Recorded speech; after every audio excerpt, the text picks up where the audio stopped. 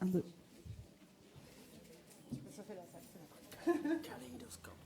J'ai pas besoin de les chauffer, ils sont déjà chauds là, non? On était en train de se dire que l'année dernière, il y en a certains qui ont une expérience de l'année dernière, et apparemment, c'était pas aussi plein à 9h. Je confirme. Donc merci d'être là. Et vous n'avez pas besoin de faire silence tout de suite. Hein. On a encore 3 minutes. Parce que là, vous nous mettez la presse, là.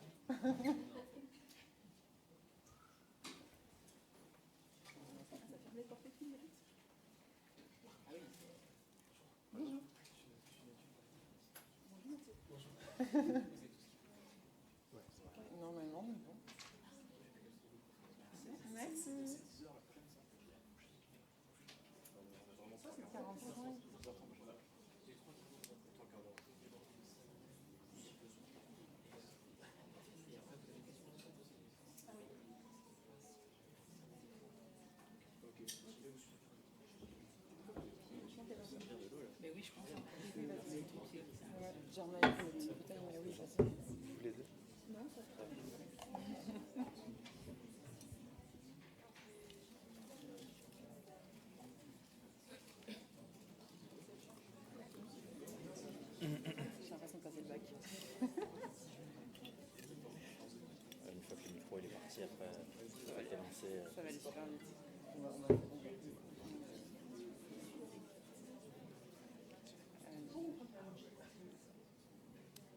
L'ordre, c'est quoi cette tour en première? Ouais.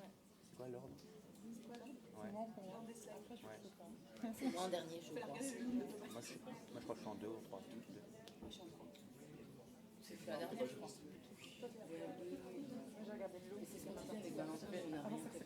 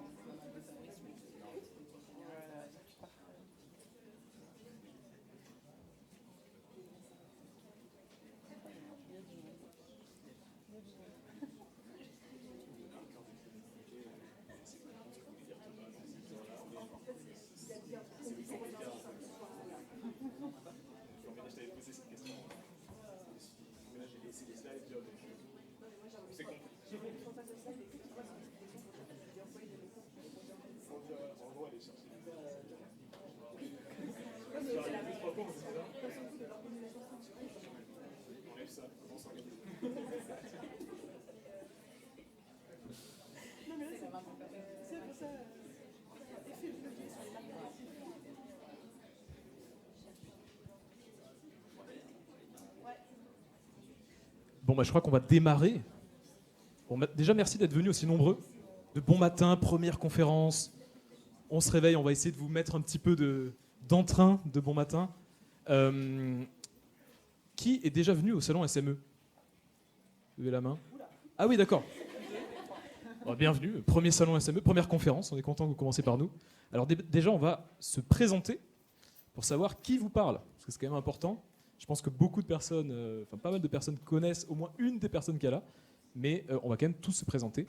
Donc, non, je terminerai. Bonjour à tous, ravi d'être là ce matin avec une belle équipe. Donc moi c'est Valentin. Moi mon truc c'est l'écriture. Donc ça fait 7 ans que j'écris sur internet. Et pour la faire simple, j'ai créé une école d'écriture en ligne et je donne des formations à la création de contenu et j'aide les freelances en écriture à bien vivre de leur activité. Vous êtes aussi synthétique que ça? Voilà. On vous a pas dit, mais après on vous fera un exercice de pitch. Non, c'est pas vrai. Bonjour à tous, donc moi je m'appelle Aline et je suis la fondatrice d'une société qui s'appelle The Bee Boost. Et en gros, je dis souvent pour me présenter que j'ai 3 casquettes. La première, c'est celle de coach business. Donc mon boulot, c'est vraiment d'aider des gens comme vous à trouver plus de clients, à se développer en ligne, ou pas d'ailleurs, etc. Je suis aussi podcasteuse puisque j'anime le podcast Je peux pas, j'ai business. Et je suis aujourd'hui aussi investisseuse et repreneuse d'entreprise. Effectivement, c'est très rapide. Hello tout le monde, ça me fait très plaisir aussi d'être avec vous aujourd'hui. Donc moi c'est Pauline et je suis business coach comme Aline, sauf que moi j'ai une casquette très, très développée on va dire sur la partie développement commercial, puisque j'ai été commerciale pendant 5 ans. Et donc aujourd'hui avec mon équipe on accompagne les entrepreneurs qui sont un petit peu plus avancés entre 30 000 et 200 000 euros de chiffre d'affaires annuel à développer la partie développement commercial, parce que oui, même quand on fait 100 000 euros de chiffre d'affaires, des fois, il n'y a pas du tout de commercial. Beaucoup de marketing, mais pas beaucoup de commercial. Donc voilà. Ah oui, nos réseaux, pardon. Moi, j'ai j'ai été connue sur LinkedIn, mais aujourd'hui, je suis vraiment beaucoup sur les deux. Je me présente aussi. Alors pour moi aussi, c'est le premier salon, donc grosse sortie de zone de confort. Donc moi, je suis Aurore, je suis illustratrice et je suis aussi dans l'éducatif, mais plus pour les métiers créatifs. Et je suis surtout sur Instagram. Merci. Bon, moi, je suis Romain Limois. Je suis le fondateur de Stratège Média, où j'interviewe des entrepreneurs. Et Stratège Studio, en fait, on aide les entrepreneurs à se développer sur les réseaux via la vidéo verticale, format court. Et je suis content qu'on se retrouve tous les 5 devant vous pour vous parler d'Instagram, de LinkedIn, de comment devenir un expert, comment développer son expertise, son business sur ces réseaux-là. Là, vous avez des gens qui sont très modestes comme ça, mais vous avez plusieurs, peut-être 200 000, 300 000 abonnés cumulés pour chacun, peut-être un petit peu plus. Donc pas mal, quoi. Voilà, x4. Donc il y a du... Voilà, c'est des gens qui savent très bien de quoi il s'agit. On va démarrer, et du coup... ouais. Du coup, voilà, souvent on se dit que on a une expertise et on se dit l'expertise suffit. Elle suffit à faire en sorte que je gagne en visibilité. Alors que souvent, en fait, c'est une croyance. Le savoir-faire, c'est bien, l'expertise, c'est bien, mais c'est le faire savoir qui vraiment va vous faire passer à un autre niveau. Et le faire savoir, vous pouvez le faire sur les réseaux. Il y a quand même des petits outils très intéressants depuis une dizaine d'années qui vous permettent de développer des business. Et donc, vous avez une expertise, vous avez du savoir-faire, c'est super. Mais attention, il faut quand même développer son faire savoir. Du coup, chaque fois que vous développez votre expertise et qu'en plus de ça, vous la partagez, votre expertise, vous parlez sur les réseaux, comme par hasard, vous avez accès à plein d'opportunités. Donc c'est assez simple ce que je vous dis, mais j'imagine que la majorité de cette salle n'est pas extrêmement développée sur les réseaux, ni sur LinkedIn, ni sur Instagram. Et donc aujourd'hui, on va essayer de vous donner des clés pour justement que vous franchissiez ce cap-là. On va démarrer avec Aurore. Aurore ici présente, qui en fait s'occupe de créatifs, aide des créatifs à se développer. Il se trouve que le profil de créatif, peut-être que certains sont créatifs dans cette salle-là, il est un petit peu particulier parce que justement il y a beaucoup de savoir-faire. Il y a un savoir-faire, il y a une maîtrise d'un certain art, mais par contre en termes de faire savoir, il y a souvent beaucoup de travail. Et Aurore, elle travaille justement sur ce métier-là. Et donc, explique-nous, Aurore, qu'est-ce qui est important dans ce passage entre le savoir-faire et le faire savoir? Alors, je vais y arriver. Du coup, moi je suis illustratrice depuis 4-5 ans environ. Et quand j'ai commencé sur Instagram, le but c'était juste de m'entraîner à l'illustration. Donc je postais mes illustrations un petit peu tous les jours. Et au fur et à mesure du temps, je me suis prise au jeu et j'ai commencé à montrer un petit peu plus ce que je faisais autour de mes illustrations, à essayer d'inclure les gens dans mon process, dans mon univers, à essayer effectivement de faire en sorte de montrer ma pratique, donc mes carnets de dessin, ce que je faisais sur l'iPad, tout ça. Et je me suis rendu compte que Instagram se développait quand même très bien et très vite grâce à cette manière de faire et que j'avais de plus en plus de questions. Du coup, ça m'a permis de prendre beaucoup de recul là-dessus en me disant mais pourquoi moi, qui suis illustratrice, ok, mes dessins ils sont bien, j'ai des clients, tout ça, mais il y a des personnes qui sont bien plus douées que moi, qui sont aussi sur les réseaux sociaux, qui sont aussi sur Instagram, sur LinkedIn, sur YouTube, mais qui n'arrivent pas à monter forcément une communauté. Du coup, maintenant, avec le recul, je sais qu'effectivement, montrer ce que l'on fait, ce n'est pas juste montrer une image terminée, comme on peut voir sur Pinterest, sur Behance. Et au final, Instagram, c'est pas du tout la même façon de faire, c'est montrer vraiment son univers, inclure les gens dans son process et documenter surtout sa manière de créer.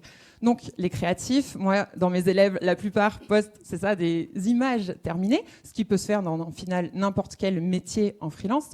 Mais les images terminées, c'est bien joli, mais on en voit tellement. On en voit dans la rue, on en voit dans le métro, n'importe quel magazine qu'on ouvre, que du coup, effectivement, on voit l'image et on est en mode, mais c'est très joli, mais on la retient pas forcément.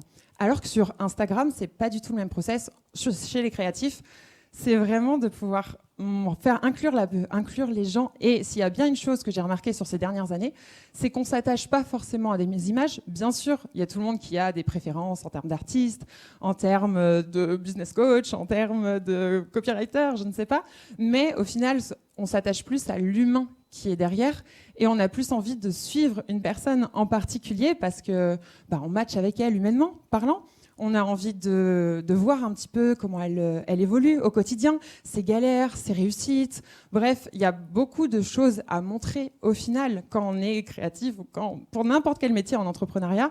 Et c'est ça qui fait la différence, surtout sur Instagram. Sur LinkedIn, je vous avoue que je ne suis pas encore vraiment sur LinkedIn, donc mes collègues vont en parler mieux que moi.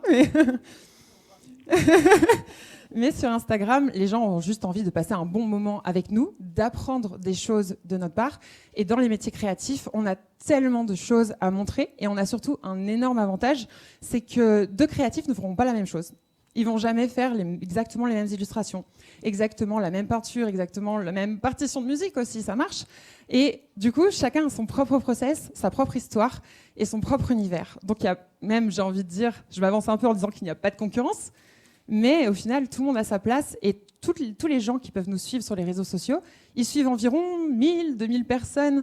Donc, ils peuvent très bien suivre vos collègues, vous, et apprendre de chacun. Et ça, c'est vraiment le gros avantage de se développer sur les réseaux sociaux et développer sur Instagram, c'est de vraiment partager humainement quelque chose avec d'autres personnes. Donc oui, on est des professionnels, on a envie de montrer notre savoir-faire, notre expertise, mais au final, comme je disais, sur Instagram, les gens ils viennent pour passer un bon moment. Et du coup, ils veulent en savoir vraiment plus. Les backstage, les coulisses, c'est ça, comme je disais, les galères. Et c'est tous ces côtés-là sur lesquels on peut communiquer pour montrer un petit peu ce qu'on sait faire. Et je m'en suis vraiment rendu compte de plus en plus avec des clients qui venaient me voir parce qu'ils m'avaient vu sur Instagram. Après, ils sont allés sur ma chaîne YouTube. Ils ont passé une demi-heure, 3/4 d'heure avec moi en regardant plein de vidéos de ma chaîne. Et au final, ils étaient vraiment dans mon univers.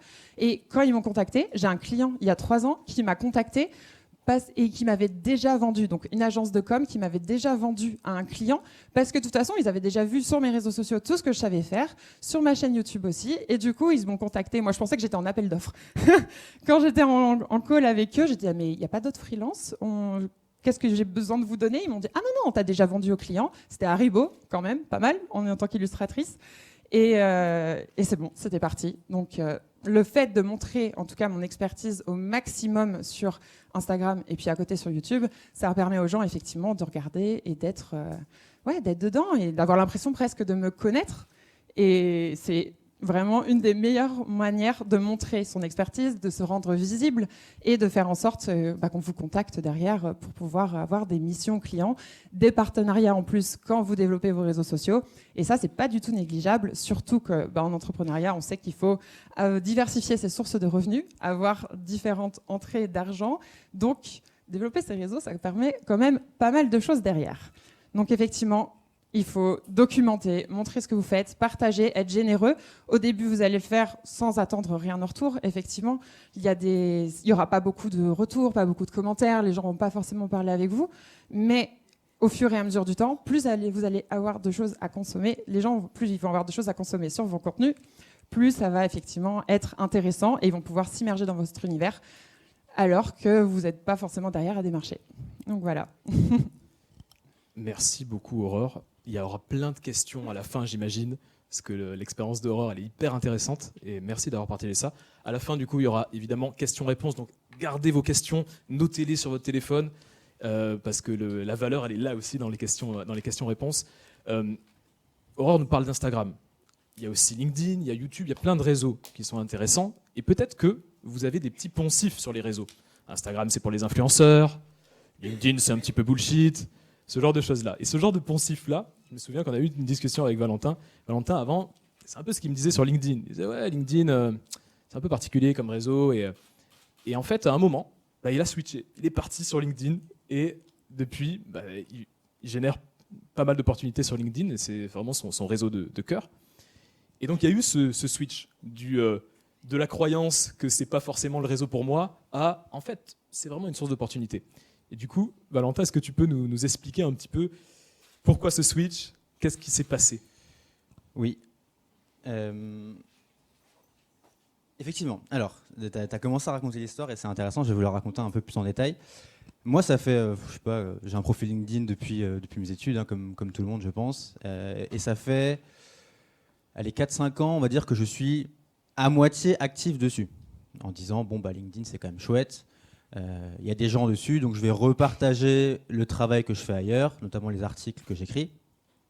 Mais bon, je vais le faire un peu à moitié. Et quand on fait les choses à moitié, évidemment, on a des résultats à moitié.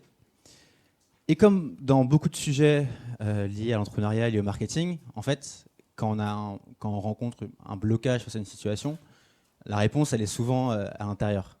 Elle est souvent au fond de nous-mêmes. C'est rarement on pense que c'est un problème de business, mais en fait, c'est souvent un problème intérieur, de pensée, de fausses croyances. Et moi, en fait, et c'est l'analyse que j'en ai a posteriori, comme disait Romain, en fait, mes réflexions il y a 1 an et demi, il y a 2 ans, c'était ah, mais LinkedIn, c'est pas terrible, c'est du cliché, il y a beaucoup de bullshit, des gens se mettent en scène, est-ce qu'il y a vraiment du fond, est-ce que c'est vraiment intéressant, toutes les réflexions qu'on peut avoir, et je suis sûr que vous voyez de quoi je parle. Et donc, je me disais ça. Et à un moment, en fait, j'ai eu un switch et j'ai compris que, en fait, j'étais dans le jugement. Je jugeais LinkedIn. J'avais une attitude où ma vision de ce qu'était la plateforme était colorée par des lunettes noires qui me faisaient tout voir avec un prisme négatif. Et comme dans plein de choses, quand on est dans une posture de jugement, il en ressort rarement du bon. Et surtout, ça nous empêche de voir la réalité telle qu'elle est. La réalité telle qu'elle est, c'est que pour plein de gens, pas pour tout le monde forcément, mais pour plein de gens, LinkedIn, c'est un super canal pour se faire connaître, pour trouver des clients, pour générer des opportunités et pour faire du business. Et à un moment, je me suis posé, je me suis dit, mais en fait, qu'est-ce que tu veux? Est-ce que tu veux être un peu cool ou est-ce que tu veux faire du business et générer des opportunités? Donc je me suis dit, en fait, oui, moi je veux générer des opportunités. Donc, moi j'écris. Donc LinkedIn, c'est un canal parfait pour ça. Ok, arrête de juger et commence à comprendre, commence à reconnaître que c'est juste une plateforme, c'est juste un outil et c'est tout.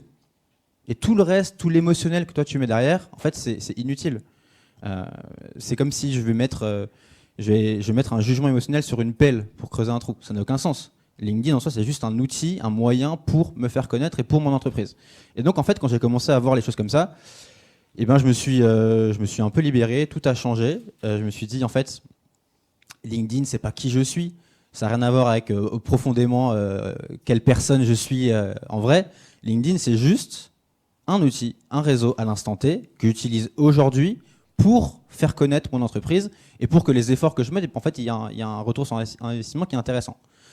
Et une fois qu'on enclenche cette réflexion-là, en fait, on arrive à voir, on voit la réalité telle qu'elle est réellement. Et le jeu, ça devient de se dire, et c'est pareil pour Insta, c'est pareil pour n'importe quelle plateforme, c'est de se dire, ok, si je pense que ce levier, il est utile, il est important pour mon entreprise, pour ma situation, pour mes objectifs, comment est-ce que je peux comprendre les règles du jeu du mieux possible pour jouer selon ces règles? Ça sert à rien de se plaindre, ça sert à rien de se dire ah mais j'aime pas l'algorithme, blablabla. Ok, alors joue pas au jeu alors. Et donc là je me suis dit je vais jouer au jeu. Et donc il y a eu une petite adaptation de me dire ok, qu'est-ce qui performe sur LinkedIn? Voilà, il faut être régulier, il faut faire des posts parfois un peu cheesy, mais vous l'avez compris, maintenant je fais des posts cheesy avec grand plaisir parce que je sais que ça aide mon entreprise. Donc voilà, c'est toujours pareil. Si on se dit qu'on a envie d'en faire un levier, ok, comment est-ce que j'en fais un levier? Qu'est-ce qui fonctionne? Qu'est-ce que je dois faire? Si je dois mettre des photos de moi, faire des posts un peu où je fais du storytelling, ok, je vais le faire avec plaisir. Et voilà, ça m'a libéré.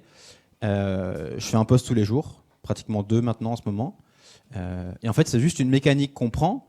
Et je me rends compte au final que quand on commence à se prendre au jeu, quand on commence à avoir des résultats, on prend du plaisir à le faire aussi. Et ce qu'on pensait au départ, ce que je jugeais un peu de manière un peu négative, en fait, ok, c'est comme ça, j'y vais, je joue le jeu. Et effectivement, les résultats, en tout cas en termes d'abonnés, de ce qu'on veut, voilà, je vois clairement la différence depuis. Et tout est parti de cette posture, de ce changement de posture vis-à-vis de moi-même, de me dire, ok, en fait, arrête de vouloir que la plateforme soit telle que tu aimerais qu'elle soit. La plateforme, elle est comme elle est. je la prends comme elle est, je joue les règles du jeu telles qu'elles sont, et je retire toute la dimension émotionnelle qu'il peut y avoir autour. LinkedIn, c'est pas grave, on s'en fout en fait. C'est juste un réseau, j'y suis à l'instant T, je fais des posts parce que je veux me faire connaître. C'est tout. Et donc, je vous invite à dédramatiser la situation. Je sais que quand on veut se lancer sur un réseau, Insta, c'est pareil. On en fait des caisses, on se dit que tout le monde va nous juger, que tout le monde... tout notre monde tourne autour de ça. Et en fait, quand on se met en mouvement, et quand on commence à le faire, et quand, encore une fois, on sort un peu de l'équation, ça devient beaucoup plus simple et accessible qu'on le pense. Merci pour ce témoignage, parce que le fait de dédramatiser vraiment, le fait de publier sur les réseaux, ça peut paraître anodin, mais en fait, à un moment donné, vous allez avoir ça en tête. Vous allez vous dire, mais attendez, mais je veux pas ressembler à tel mec qui fait un post un peu cheesy. Moi, je suis pas comme ça, donc je préfère ne pas poster. Et en fait, ce qui est hyper intéressant, c'est de se dire, est-ce que je joue au jeu ? Il y a un jeu, il y a des règles du jeu, qui sont parfois un peu étranges, mais est-ce que j'ai envie vraiment de jouer au jeu ? Et en fait, Valentin, il a fait ce switch-là, il s'est dit, je vais jouer au jeu, et je vais essayer de jouer avec les règles et de voir si je peux avoir des résultats. Et c'est juste vraiment un vrai exemple. Et moi, j'ai vu vraiment l'expérience de Valentin, et ça fonctionne vachement bien pour lui. On va passer à Aline. Aline, il se trouve qu'en fait, quelque chose que vous devez avoir en tête, c'est que vous allez créer du contenu, vous créez peut-être déjà du contenu. Il y a aussi d'autres créateurs de contenu qui, eux aussi, ont des audiences. Et donc, pour développer votre activité, ça peut être intéressant de se dire, est-ce que j'irai pas chercher l'audience de quelqu'un d'autre ? Est-ce que j'irai pas parler, développer mon expertise chez quelqu'un d'autre ? Ça veut dire peut-être participer à des podcasts, faire en sorte qu'on vous tende le micro, peut-être des lives, des chaînes YouTube. Et il se trouve qu'Aline, elle est assez forte là-dedans. Donc, elle va nous expliquer un petit peu ce que c'est qu'aller chercher des marqueurs d'expertise, des marqueurs de crédibilité ailleurs. T'es en train de me pitcher ma partie, là. Il a tout spoilé, je voulais faire genre un grand reveal et tout, il a tout spoilé, laisse tomber quoi. Ça sera très bien, Aline. Alors moi, si j'avais dû le présenter, j'aurais dit, ok, il faut créer du contenu. Aurore nous a dit à quel point c'était important de faire, c'est bien, mais montrer, c'est encore mieux, puis c'est notre expertise, on est bien d'accord. Valentin nous a dit à quel point c'était nécessaire aussi de dédramatiser et dédiaboliser. L'algorithme Instagram n'est pas là pour vous manger, celui de LinkedIn non plus. Enfin, LinkedIn, j'ai encore des doutes, moi j'arrive pas à y aller. Mais... Et du coup, je vais juste faire un petit sondage avant de commencer. Qui ici est plutôt de la team Instagram ? Ok, moite-moite. Qui est de la team LinkedIn ? On vous déteste. Non, je rigole. Les deux ? Warrior. Qui est pas encore du tout sur les réseaux sociaux ? Vous pouvez les lever un peu plus haut ? Non, c'est une blague aussi, on vous aime. Si j'avais dû pitcher ma partie, je vous aurais dit, ok, on sait qu'il faut créer du contenu, mais si je vous disais qu'il y a un moyen de faire un effet de levier là-dessus, de maximiser votre croissance, votre visibilité, votre nombre d'abonnés, qui plus est en allant voler l'audience des autres. Est-ce que ça vous parle ? Ouais, c'est mal, hein, mais on veut. Hein. Non, en fait, ça, c'est ce qu'on appelle, comment il a dit ça, cibler et chasser des marqueurs d'expertise. Moi, j'appelle ça le plan média. Est-ce que ça vous parle, le terme plan média ? Bof, hein. En fait, généralement, le plan média, c'est ce que font les grandes agences presse, ce qu'on appelle les relations presse, etc. C'est de dire comment est-ce que je peux placer un de mes clients, ça peut être soit un influenceur, ça peut être une personnalité publique, quelque chose. Généralement, c'est un peu poussiéreux, dans des médias type télé, radio, émissions, etc., etc. Et sauf qu'on peut aussi faire ça à notre échelle, en tant que freelance, en tant que prestataire, etc., en allant nous rendre visibles auprès d'audiences d'autres personnes qui ne nous connaissent pas encore. Et l'avantage à ça, c'est qu'on peut cibler des audiences très précises et très intéressantes pour nous. Par exemple, si à un moment je décide que l'audience de, allez au pifomètre, Valentin, m'intéresse énormément, plutôt que de quoi ? Non mais LinkedIn, je tente une percée à peu près tous les 6 mois et après je retourne dans les tréfonds parce que moi j'accroche pas. Moi je suis team Instagram. Mais bon, on dit, faut jamais dire jamais apparemment. Et donc si demain je décide que l'audience de Valentin est hyper intéressante pour moi, parce que soit c'est des clients potentiels pour moi, soit par rapport à une future actualité ou une future évolution de mon activité, ça pourrait être cool, moi je peux aller voir Valentin et lui dire « Salut Valentin, on ne se connaît pas, mais regarde, je crée plein du contenu, j'ai une expertise sur tel ou tel sujet que tu ne maîtrises pas ou dont tu n'as pas encore parlé dans tes contenus, par exemple le plan média. viens si tu veux, on crée un contenu ensemble. Ça peut être un épisode de podcast, ça peut être un article sur LinkedIn qu'on co-rédige ensemble, ça peut être une vidéo sur ta chaîne YouTube. Et Valentin, il va me regarder. Alors, soit il va me regarder, il va dire c'est qui celle-là, ou il va pas me répondre, mais auquel cas, c'est pas grave, j'aurais essayé. Soit Valentin, il va se dire, oui, en fait, elle a raison. Moi, ça me mâche du travail parce que ça me fait un contenu en moins à créer, puis c'est intéressant. Ça apporte de la valeur à mon audience parce que mon audience, je n'ai jamais parlé de ce sujet-là parce que je le maîtrise pas. Et du coup, je ramène de la valeur ajoutée supplémentaire. Et moi, ça me rend visible auprès d'une audience qui ne me connaît pas encore. Et c'est hyper, moi, ce que j'adore dire, 20-80. Donc, c'est les 20% d'actions qui peuvent générer 80% de résultats dans votre business. Parce que c'est une démarche, un contenu à co-créer avec quelqu'un, donc en plus c'est moins de travail pour nous deux, et un impact immédiat auprès d'une audience sélectionnée. Et l'idée, c'est de vous dire que chacun d'entre vous aujourd'hui, à partir du moment où vous commencez à créer du contenu, vous avez une expertise que d'autres personnes n'ont pas. Et aujourd'hui, on sait qu'il y a des milliards de chaînes YouTube, des milliards de podcasts, tous les jours il y en a qui se créent, de blogs qui émergent, qui ont besoin en fait de l'expertise que vous avez, même si c'est une chose, dans une niche. L'idée, c'est pas de dire je vais venir parler de tous les sujets que je connais, mais de cibler un sujet où vous dites là, je me sens hyper à l'aise de communiquer dessus. Cette personne-là, elle en a pas encore parlé, je vais lui proposer ma candidature. Et généralement, quand je commence à dire ça, on me dit non mais moi je suis pas assez bien, ou alors moi je suis expert de rien, et puis j'ai pas envie de qui va vouloir de moi, etc. C'est pour ça que je vous dis commencez par cibler les nouveaux podcasts, les nouvelles chaînes YouTube, parce que ce sont des personnes qui recherchent des invités. Ce sont des personnes qui ont besoin d'avoir des expertises complémentaires à la leur pour venir ajouter de la valeur supplémentaire auprès de leurs audiences. J'ai bien au niveau du temps là ou pas ? Ça me stresse. Parfait. Non. Ok. Merci Romain. Et du coup, vous allez pouvoir les démarcher en disant « Hey, j'adore ton podcast, j'adore ta chaîne YouTube, j'adore ton blog, j'adore ton contenu, j'adore ton compte LinkedIn, j'adore ton compte Instagram. Franchement, c'est trop cool. Moi, je me lance aussi ou je viens de me lancer. Peut-être que vous pouvez montrer le contenu que vous avez déjà créé. J'ai une expertise dans X, Y, Z ou une expérience, si vous n'avez pas envie d'appeler ça expertise parce que vous avez l'impression de péter plus haut vos fesses.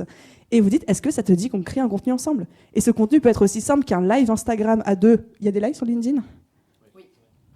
Des gens se servent des lives sur LinkedIn ? Oui. Bref, un live Instagram. Non, je rigole. Ça peut être aussi simple que ça, ou alors ça peut être un podcast, une chaîne YouTube, etc. Et vous allez voir qu'après, il y a une espèce d'effet levier, d'effet boule de neige qui va se créer, où quand on commence avec des petits comptes auprès de petites audiences, et bien de fil en aiguille, en fait, on va gagner en crédibilité, on va gagner aussi en expertise, on va gagner en confiance quand on n'est pas habitué à ce genre d'exercice, et on va pouvoir aller taper de plus en plus haut en termes de grosseur de partenariats, de choses comme ça, jusqu'à pouvoir arriver dans des émissions télé, sur des chaînes radio, dans des conférences, etc., etc.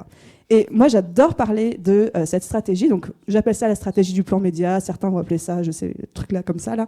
Ou visibilité, on appelle ça comme on veut. Mais parce qu'en fait, c'est vraiment quelque chose, je trouve, d'hyper efficace. Et moi, c'est clairement ce qui, moi, m'a fait décoller.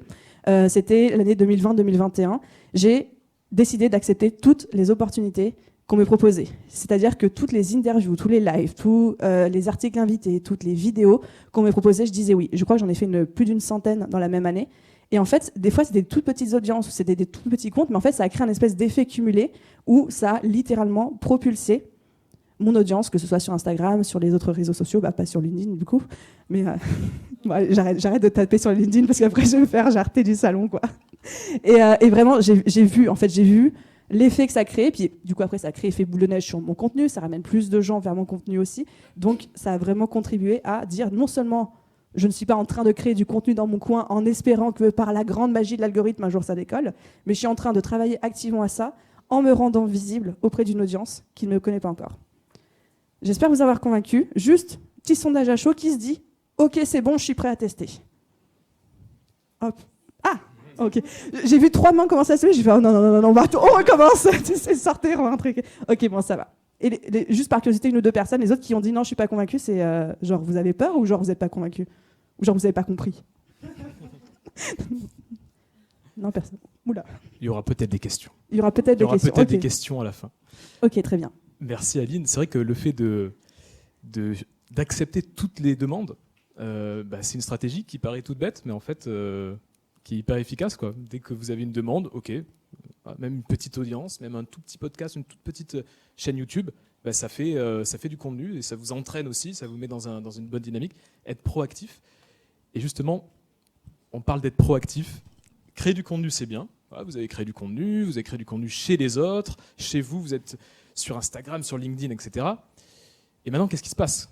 Qu'est-ce qui se passe ? Parce que l'idée, c'est quand même de développer votre business, de développer votre activité. C'est pas juste de créer du contenu. Et donc, Pauline, en termes de proactivité, en termes de relations clients et d'aller chercher les opportunités, c'est un peu une spécialiste. Donc, elle va nous expliquer un petit peu qu'est-ce qu'on fait une fois qu'on a créé du contenu, comment être proactif.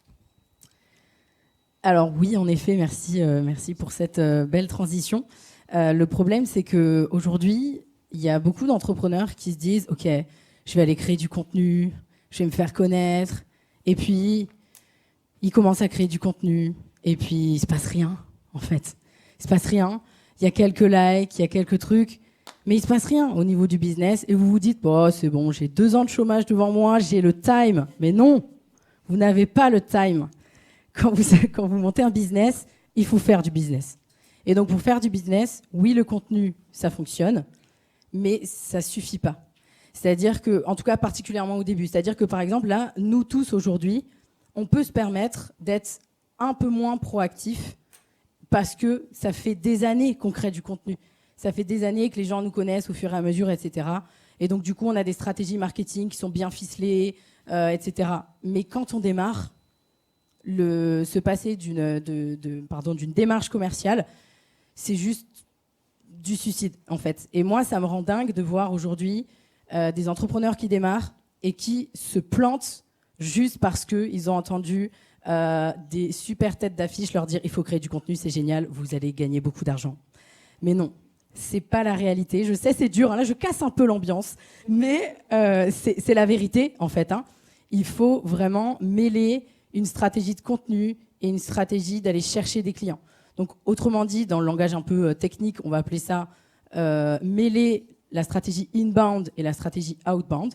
Et donc, du coup, j'avais une question un petit peu pour tout le monde ici. Qui, aujourd'hui, a peur d'aller faire une démarche commerciale ou d'avoir un échange de la bonne façon, en tout cas ? Ok, alors, je pense qu'il y en a plein qui ne lèvent pas la main. Parce qu'ils disent « Oula, merde, elle va venir me voir après, elle va me vendre un truc, merde !» En fait, souvent, et c'est pas de votre faute, hein, c'est tout simplement parce qu'il y a des peurs derrière, parce que vous savez pas comment faire, que vous le faites pas. Et là, on parlait donc du coup de la création de contenu. L'objectif pour vous, ça va être de mêler votre création de contenu à de la démarche commerciale. Alors la démarche commerciale, c'est dur un petit peu comme mot comme ça, mais au final, c'est ni plus ni moins que d'aller créer du lien, parler avec les gens, et pas seulement penser aux clients directs. Par exemple, là aujourd'hui, vous êtes au salon SME, et vous vous dites « Ah ouais, génial, je vais peut-être rencontrer des futurs clients ». Détrompez-vous, vous allez beaucoup plus rencontrer potentiellement des prescripteurs et des partenaires que des clients directs. Mais attention, les prescripteurs et les partenaires sont des pourvoyeurs de business ultra puissants. Donc ça veut dire que générer du business, c'est pas seulement avec le client directement. Et donc moi, puisqu'on parle des réseaux sociaux, moi j'ai beaucoup été sur LinkedIn. Donc aujourd'hui, je suis sur LinkedIn et sur Instagram. Mais j'ai été, au début de ma petite carrière d'entrepreneur, j'ai été spécialiste LinkedIn. Et donc, ce que je peux vous dire, si vous avez envie de repartir avec des choses un petit peu pragmatiques sur LinkedIn, c'est que, votre profil, c'est, vous pouvez carrément en faire l'équivalent d'un site web. Vous n'êtes pas obligé d'avoir un site web. Désolé pour les personnes qui font des sites web, je suis en train de casser votre bise. Mais un site web, c'est hyper intéressant. Mais ce que je veux dire par là, c'est que pour avoir du business au début, c'est pas forcément une obligation. Donc vous pouvez très bien avoir un profil LinkedIn. Pour la partie copywriting, ça va plutôt être Valentin, mais en général, on dit que un profil LinkedIn, vous pouvez le rédiger comme une page de vente. Et donc ça va. Déjà, vous aurez une vitrine. Moi, j'ai démarré mon activité. Pendant 7 mois, je n'avais pas de site web. Et j'ai fait du biz avec LinkedIn. Et j'avais pas besoin de site web. Donc c'est arrivé plus tard. Ensuite, ce que je vous recommande de faire, c'est d'inviter toutes les personnes qui likent vos posts. Là, elle dit, mais elle est complètement dingue celle-là. Mais non. Surtout au début, si vous voulez créer du réseau, créer du lien, toutes les personnes, même s'il y en a 10, même s'il y en a 5, invitez-les dans votre réseau, envoyez-leur un petit message pour les remercier d'avoir liké votre contenu et poser des questions. Qu'est-ce que tu as aimé dans mon contenu, etc., etc. Alors oui, il y a plein de gens, ils vous répondront pas. Mais clairement, il n'y a pas mort d'homme. Hein. Tout va bien se passer. Donc déjà, là, rien qu'en faisant ça, vous êtes dans une démarche proactive. Et ensuite, là, ça peut paraître un petit peu plus complexe, mais si vous voulez avoir une démarche commerciale sur les réseaux sociaux, vous ne pouvez pas vous passer d'un CRM. Un CRM, c'est une plateforme, plutôt un logiciel, je ne sais pas comment on peut l'appeler, qui va vous accompagner dans le suivi de vos relations commerciales. Parce qu'aujourd'hui, il faut bien vous dire que vous avez à peu près 20% des personnes qui sont prêtes à acheter maintenant, des contacts que vous générez, et vous avez 80 autres pourcents qui ne sont pas prêts du tout. Sauf que si les 80 autres pourcents, vous n'allez jamais leur reparler, vous n'allez jamais leur poser des questions, ils se barrent. Hein. Ils ont autre chose à faire, clairement. Et le truc de oui, mais c'est bon, ils savent où je suis. Non, ils savent pas où vous êtes. Il faut aller les chercher. Bon, dans tous les cas, ce que vous avez compris un petit peu là dans mon discours, c'est que ne restez pas passifs, soyez proactifs. Allez chercher les clients. Parce que sinon, vous allez commencer à créer du contenu et dans 2 ans et demi, vous aurez peut-être des clients, mais vous n'en aurez pas assez pour peut-être continuer le business. Donc oui, c'est un petit peu dur ce que je dis, mais c'est la réalité et c'est juste pour votre bien. Donc en tout cas, si vous avez des questions après, on pourra en discuter. Merci Pauline, on va passer aux questions bientôt. Voilà, je conclus et on passe aux questions. Quelque chose à se rappeler, le faire savoir, très très bien. Le savoir-faire, hyper important. Mais être proactif, c'est vraiment ce qui fait la différence. Aller chercher les clients, initier des conversations, c'est ce que nous a dit Pauline. Je vais passer dans les rangs pour les questions. Alors, qui a une question? Qui veut démarrer? Monsieur. Bonjour. Si vous pouviez revenir en arrière à vos débuts de freelance, qu'est-ce que vous referiez différemment avec les réseaux pour lancer votre activité freelance? Moi, un truc sur lequel j'aimerais insister, et ça fait très bien le lien avec ce qu'a dit Pauline, c'est que quand on se lance en freelance, les réseaux, c'est une manière parmi d'autres pour trouver des clients. Tu l'as dit en disant tout le monde vous dit créer du contenu, et c'est un peu ce qu'on vous dit. C'est un levier, et c'est pas le seul pour trouver des clients. Donc ça, c'est le préambule que je veux faire. Il y a plein d'autres choses qui fonctionnent. Et le contenu, c'est une possibilité.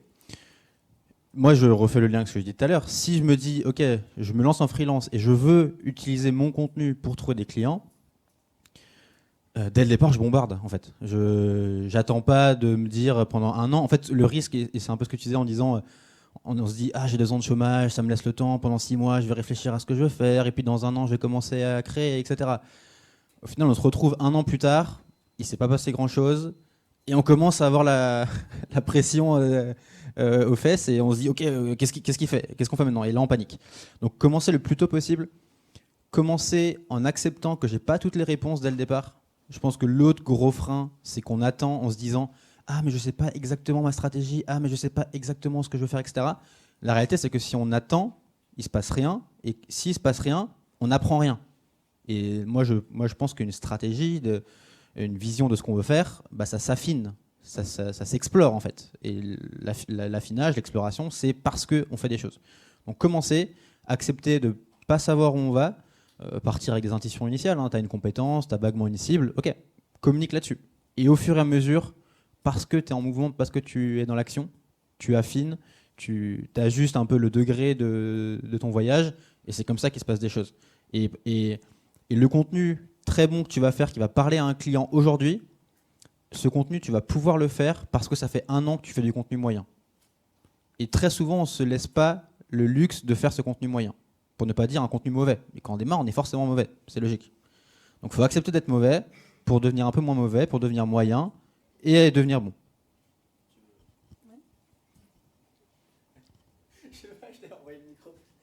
Non mais merci, mais en fait j'étais juste en train de hocher la tête parce que j'étais trop d'accord avec toi. J'adore la question. Si demain je devais tout recommencer à zéro en étant freelance, c'était important dans la question, parce que quand on est freelance, on a des clients, on vend logiquement notre temps contre de l'argent et on n'a pas 2 jours entiers par semaine à consacrer à la création de contenu parce qu'on a envie de faire autre chose, on a besoin de bosser. Donc si je devais recommencer de zéro, je choisirais une plateforme, une seule. et je me mets des écoutilles sur le reste. Parce que le syndrome de l'objet brillant de et TikTok, et Instagram, et LinkedIn, pas du tout. Donc un seul réseau. Ensuite, je passerai 2 heures, et je rigole pas, sur ChatGPT et sur Google, à consommer tout le contenu que je peux sur comment fonctionne l'algorithme de cette plateforme, qu'est-ce qui fonctionne en termes de format de contenu. Pas plus de 2 heures, ça sert à rien, sinon après on tombe dans des trous de lapin. Et pareil, je demande à ChatGPT, fais-moi une stratégie sur LinkedIn en tant que freelance copywriter, par exemple. Je l'ai fait une fois pour un test. Ce truc est exceptionnel. Il te sort la stratégie, il sort les idées de contenu, il sort tout. Aujourd'hui, en moins de 30 minutes, vous pouvez devenir expert LinkedIn en posant les bonnes questions à ChatGPT. Désolé pour ceux qui sont contre lire. Ensuite, je me ferai un planning édito avec 5 piliers de contenu. C'est-à-dire, je me dis, il y a 5 grosses thématiques desquelles je vais parler. Par exemple, si je continue dans l'exemple du copywriting, ça peut être la persuasion, l'art du copywriting, comment trouver des clients et que sais-je, je sais pas, marketing, voilà. Non, c'est un peu large le marketing. Et ensuite, pareil, soit avec ChatGPT, soit avec mon cerveau, soit avec mes idées Google, etc. Je commence à aligner des idées de contenu. Je vais aussi aller regarder ce que, et là vous allez me détester pour ce que je vais dire, mais ça fonctionne. Je vais regarder ce qui marche chez les têtes d'affiche qui cartonnent dans cette thématique sur mon réseau. Si j'ai sur LinkedIn, je vais aller voir tous les copywriters sur LinkedIn, qu'est-ce qu'ils postent comme contenu, quels sont leurs contenus qui ont le plus d'interactions, le plus de commentaires, le plus de likes. J'analyse le contenu, qu'est-ce qui a fait que ça fonctionnait. Est-ce que c'est parce que c'était un contenu clivant? Est-ce que c'était parce que c'était un contenu qui présentait un avis qui n'avait jamais été partagé avant? Est-ce que c'est parce que c'est un contenu sous forme de liste, donc qui apportait beaucoup de valeur? Je me note tout ça. Et avec toutes les connaissances que je commence à avoir, donc là c'est quoi? C'était une demi-journée de travail. Je commence à aligner toutes les idées de contenu. Et après, je batch, donc c'est-à-dire que, je sais pas, une demi-journée par semaine, je crée les contenus. Et comme l'a très très bien dit Valentin, j'aurais pas mieux dit, accepter d'être mauvais pour ensuite devenir bof et après devenir excellent. J'ai trop envie d'ajouter un truc, Aline, en plus. Moi, ce que j'aurais fait, c'est que j'aurais suivi mes actions et mis des indicateurs de performance beaucoup plus tôt. Parce que ça fait peur, on se dit oh là là, mais à quoi ça sert que je regarde combien d'engagements j'ai, etc., etc. Déjà, la seule chose que ça sert, c'est déjà de maintenir votre motivation. Parce que quand vous créez du contenu, il y aura des jours ça marchera, il y aura des jours ça marchera pas. Et si vous ne suivez pas vos actions, si vous ne mettez pas en place d'indicateurs clés de performance, vous ne pourrez pas savoir ce qui marche, ce qui ne marche pas. Et du coup, vous allez vite ou abandonner, ou alors confondre obstination et persévérance. Si vous vous obstinez, ça veut dire que vous allez continuer bête et méchant, vous allez vous dire de toute façon tout le monde a dit qu'il fallait être régulier, au bout d'un moment ça va marcher. Mais non, parce que quand on continue à faire quelque chose qui ne marche pas, ça continue toujours à ne pas marcher. Alors que si vous continuez et que sur le chemin du succès, vous changez des choses, vous améliorez des choses, il y a un moment donné où ça va fonctionner. Et ça, vous pouvez le voir qu'avec vos KPI. Alors moi j'ai un petit truc à ajouter aussi parce que c'est légèrement différent dans mes métiers au niveau des créatifs. Tout ce qui est termes de batching, tout ça c'est un petit peu plus compliqué, mais c'est surtout que je suis d'accord avec tout ce qui est au niveau des formats. Il n'y a pas besoin de réinventer la roue, surtout sur Instagram, sur TikTok, sur YouTube. Tout a déjà été à peu près fait. Moi, je conseille toujours à mes élèves de prendre les formats qui fonctionnent aujourd'hui. Et en créatif, oui, c'est les Reels. Oui, les vidéos, ça fonctionne. Il faut effectivement en faire. Donc, de prendre des idées de vidéos chez nos concurrents, chez justement les gens chez qui ça fonctionne, mais en y ajoutant notre patte, notre univers, notre personnalité, ça fonctionne très bien. Et effectivement, moi, j'ai des personnes dans les illustrateurs que je suis qui ont essayé de faire des contenus moyens en vidéo pendant 1 an avec des Reels tous les jours et c'est resté effectivement, ça n'a pas forcément décollé. Il y en a 1 ou 2 dans l'année mais qui leur ont pas forcément apporté beaucoup de résultats, mais parce qu'ils sont basés sur les mauvaises vidéos. En fait, chez les créatifs, on a tendance à se dire ok, je suis créative donc il faut que je crée quelque chose de nouveau. C'est comme ça que les gens ils vont me repérer. Mais sur Instagram, comme on disait tout à l'heure, il y a des règles du jeu. Sur YouTube, c'est pareil. Sur LinkedIn, c'est pareil. Et en suivant ces formats qui fonctionnent déjà, mais en y ajoutant notre touche personnelle, notre personnalité, notre voix, tout simplement, que ça peut faire la différence. Et après, sur le batching, dans la créa, c'est un petit peu plus compliqué. On peut pas... J'ai essayé, mais non. C'est... tout simplement parce que le but en créa, c'est de faire rentrer les gens dans notre univers et c'est un petit peu du jour le jour. Donc moi, ce que je conseille généralement à mes élèves, c'est de prendre 1 heure le matin, le soir, quand ils ont le temps, de créer quelque chose et de le documenter en même temps. En ce moment, les posts qui fonctionnent très bien, c'est plutôt les Reels, de montrer avec une voix off, plein de b-roll, ce qu'on est en train de faire sur la journée et de faire ça au jour le jour. Faites-le, c'est tout simple. Faites le test. Voilà. Une autre question?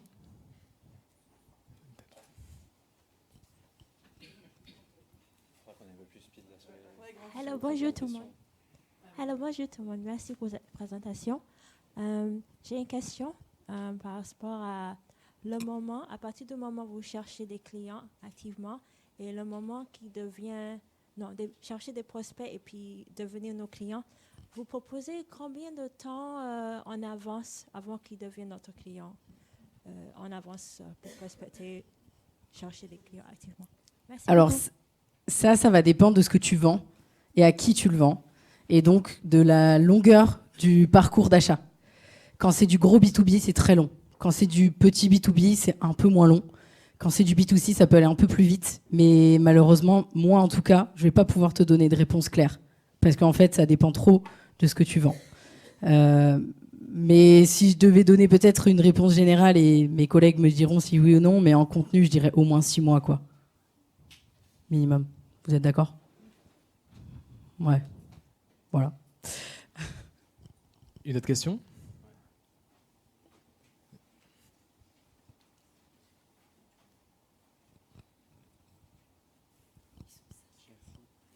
Bonjour à tous, je ne sais pas si on m'entend. Alors moi, excusez-moi pour mon ignorance en tant que LinkedIn, je suis novice, je viens de commencer. Je voulais savoir la meilleure manière de démarcher. Est-ce que c'est la manière explicite ou directement on va communiquer au client ce qu'on veut lui vendre, ou alors plutôt implicite en faisant du contenu très ciblé? Donc ça, c'est la première question. Et je voulais savoir aussi où est la place de la personnalité dans notre contenu.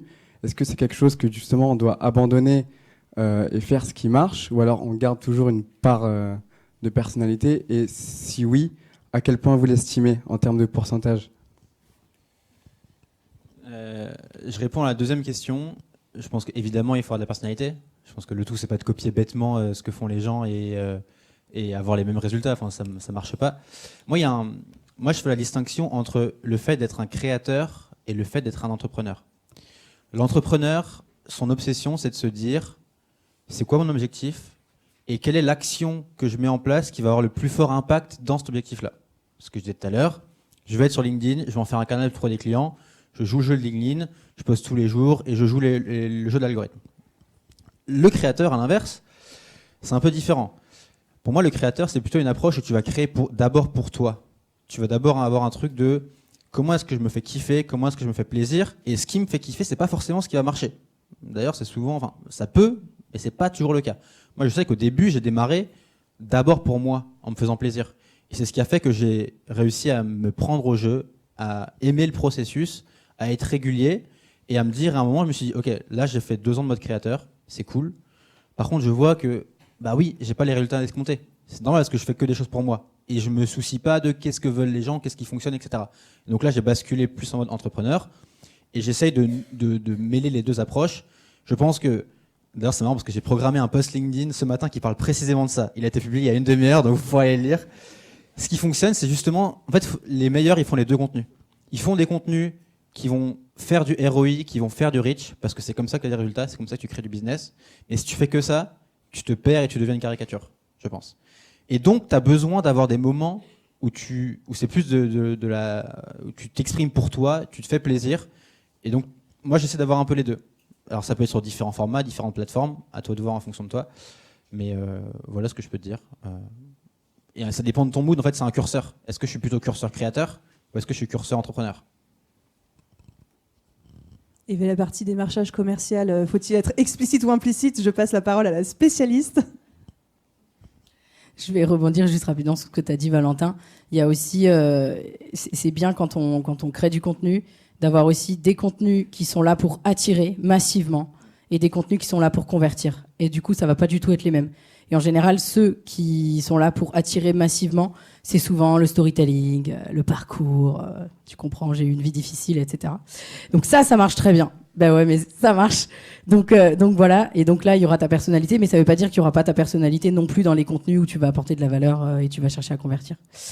Pour répondre à ta question sur est-ce que c'est implicite ou explicite qui fonctionne, c'est les deux, mais par contre, l'explicite en mode t'envoies une invitation sur LinkedIn et tu dis « Hey, je suis génial, j'ai un truc à te vendre, mon ami », ça ne marche pas. Et en plus de ça, c'est tout simplement la base de l'être humain. L'être humain aime qu'on lui parle de lui. Et voilà, donc moi, je vais plus t'apporter à te parler de toi et à te poser des questions sur toi qu'à te parler de moi. Et donc, c'est exactement la même chose sur les réseaux sociaux. Donc oui, l'explicite peut fonctionner. Mais il faut bien travailler les questions leviers qu'on va poser, etc. Enfin voilà, mais c'est possible, oui. Voilà. On va prendre une dernière question. La bonne nouvelle, c'est qu'on est dans le stand G14. Vous pouvez venir discuter avec nous et poser toutes les questions que vous voulez.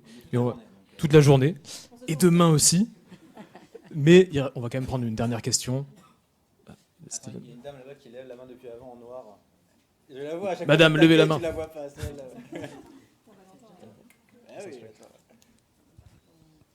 Désolé à ceux qui ont levé la main. Merci beaucoup. Vous êtes sur quel stand? On est freelance à la une, ça s'appelle. G14, c'est ça? Ok, merci. Il fait l'angle plutôt vers à côté des toilettes. Dans le cadre, quand on veut approcher un partenaire qu'on a identifié et pour lequel on pose l'hypothèse qu'on a une expertise très complémentaire, il est franchement plus gros. Donc, c'est quoi les phrases clés qui vous viennent? On va lui parler de lui, oui. Voilà, c'est quoi vos recos pour aller déclencher l'envie de nous rencontrer? Donc, du contenu co-créé, j'ai entendu ça. Qu'est-ce que vous pouvez nous recommander d'autre?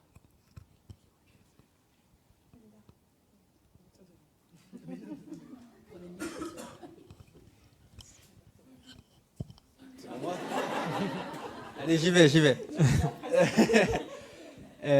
En fait, il n'y a pas de phrase magique.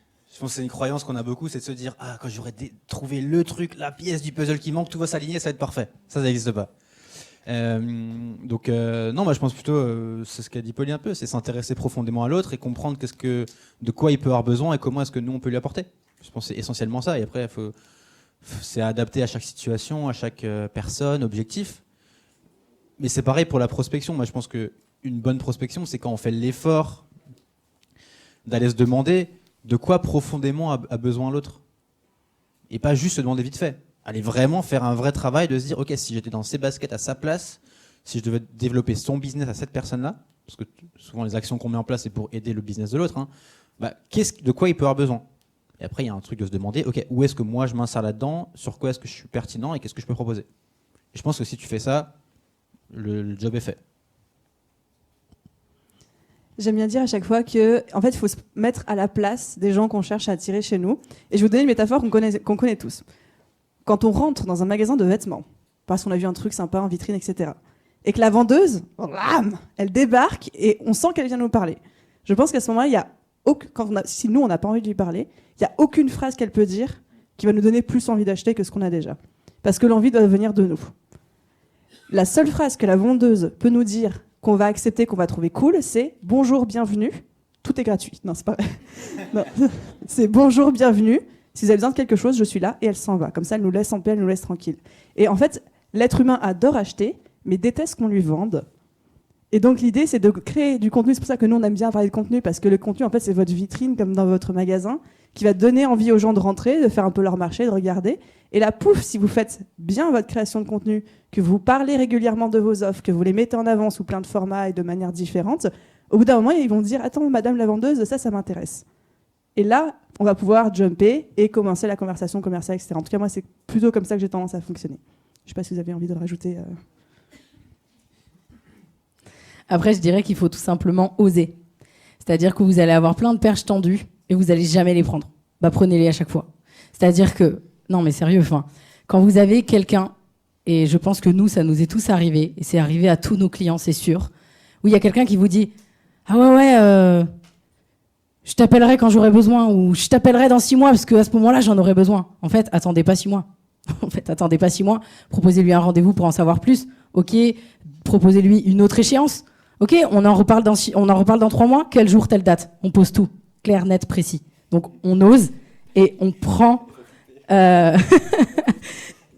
on ose et on prend les opportunités, en fait. Parce que les opportunités sont tout autour de vous. C'est juste que vous n'osez pas les prendre. C'est ça, la différence. un truc juste que je peux... Je prends le micro là. Innovation. Non, mais juste, je finis sur ce qu'a dit Aline, qui est très intéressant. Une image que j'ai pour comprendre ça, c'est le fait de changer son regard. Quand on est freelance, on pense beaucoup à soi, à mes offres, mes prix, ma cible, qu'est-ce que je veux faire, machin. On est centré sur soi. Et je pense que la base du business, c'est d'aider l'autre. Et je pense que la clé, c'est de changer son regard, justement pour le tourner vers l'autre et de être obsédé par le fait de qu'est-ce qu'il a besoin. Et comment est-ce que je ne suis que le véhicule de son besoin. Merci. Magnifique phrase de conclusion. On remercie nos 4 conférenciers.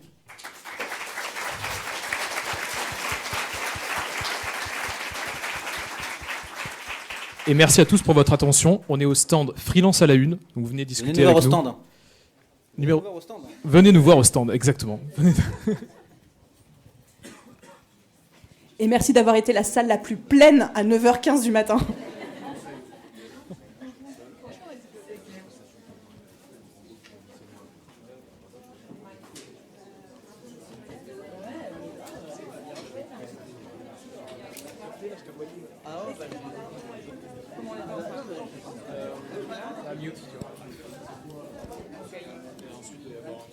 J'imagine, mais je sais pas faire. Au moins c'est en mute. Je vais redonner ça, je vais les remettre là.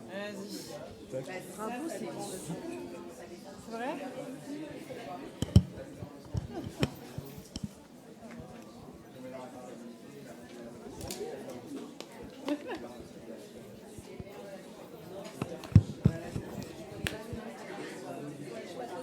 Ouais, moi non plus, pas encore. Les experts LinkedIn, ils sont là.